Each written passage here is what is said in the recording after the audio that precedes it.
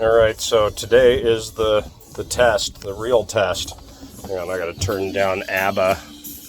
Don't want to have to pay royalties. So the current issue, and I'm nervous to leave. I want to go to work, but you know this new system's set up and it's got a lot of money poured into it, and I want to make sure that nothing, has issues. Pretty sure that I went with Overkill on pretty much everything. Like my, sorry, I just noticed this while looking at the videos. My hair's sticking out in all directions. Right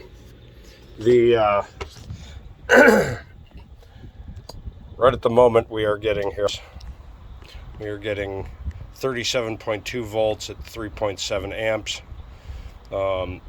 The solar controller here, which is not attached yet, it goes through this cord, which is running up through the engine compartment and across and over to the controller in the back of the boat.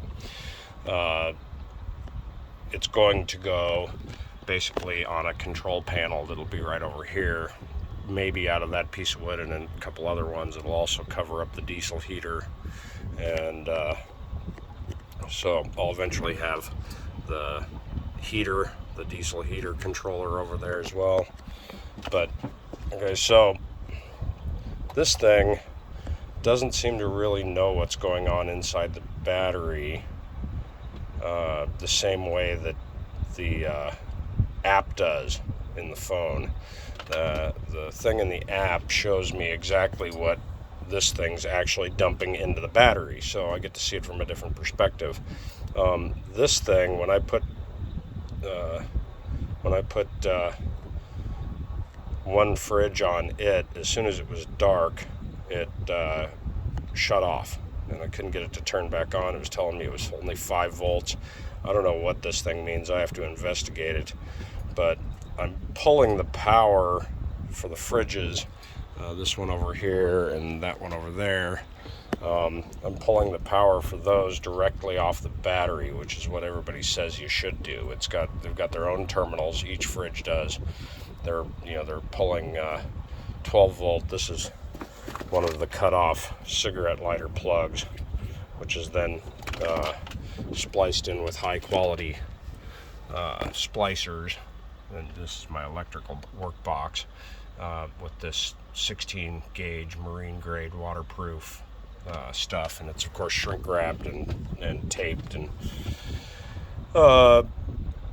so the run is going to take up a little extra power, especially for this one, because it's running the farther length coming over the compartment and then across the engine to over there, whereas this fridge is going right straight around here to the to the battery compartment. It's still pretty far, but this one's got an extra probably 4 feet.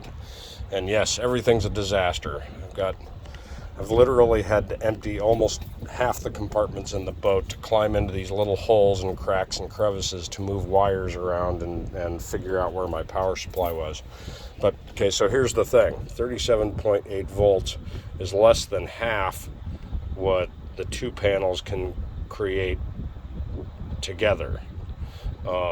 Each panel open circuit created 46 volts open circuit, and so we're only getting currently 37.5 volts. I'm not running these in series, which would be like a battery running series doubles the voltage. I'm running these in parallel, which means that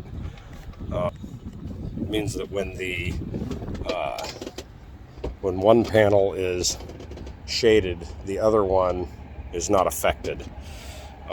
When both panels are running together, you still get the same voltage, you just get double the amperage. And so right at the moment, this panel is getting, or this here is getting, on the east side is getting full sun. There's no shade on it at all.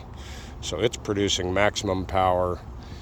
This rope could possibly maybe be shading it just the tiniest bit pretty soon. I'll probably move it. But this side has my mast going right across the middle of the panel. You can see the shadow going diagonal all the way across it. It's covering up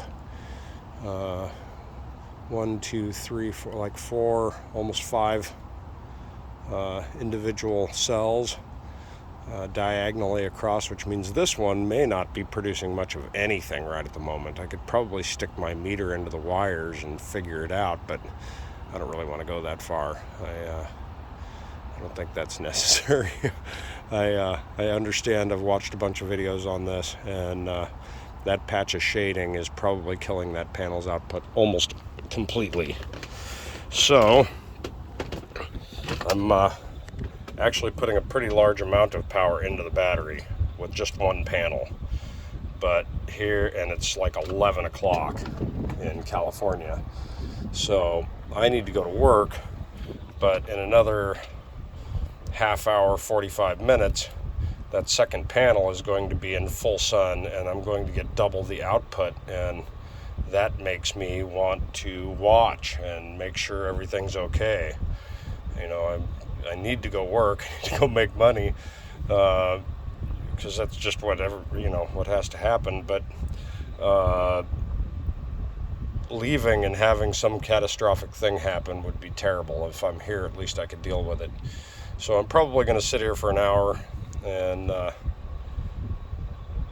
you know, watch this. And the second that panel, that second panel, is no longer shaded, and I see what kind of output we're going to get,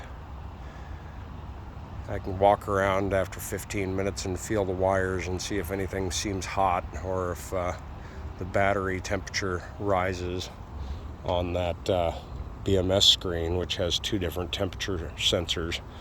One on the card, the actual computer card, and the other one is on the battery itself.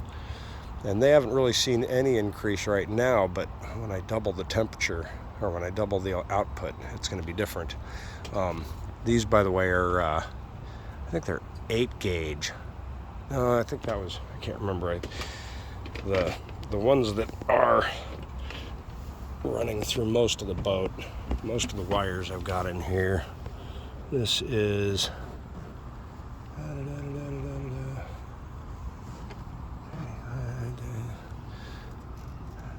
I got that one way too zip tied on there. The board's on the wrong side. This one isn't much better. I can't remember what gauge this is. It's very heavy. There it is, 10 AUG, 2 strand, and that's for each panel. But on the wires that go from the charge controller, on the wires that go from the charge controller to the battery, it's huge, like 6 AUG. It's enormous, because I wanted massive power capability without the wire getting hot. 12 volts at, say, 180 watts, or 180 watts, 7 amps, could melt smaller wire, and that's the last thing I need. But, you know, I still want to sit and watch. You know, I had to program in all of the settings onto the controller, and you know, tell it how to deal with this battery. And I was a little conservative on the battery being protected more so than anything else, I think. But I'm going to sit here and watch that, and if everything's fine after the sun's hitting both panels and I've got full, complete, wattage, amperage, I can watch the condition of the battery and, just kind of feel out the wires inside the different areas and, make sure everything feels okay. And I'm pretty sure it's going to be fine. But, it'd be terrible to get a phone call that my boat caught fire and my pets are dead. That would suck. See you guys.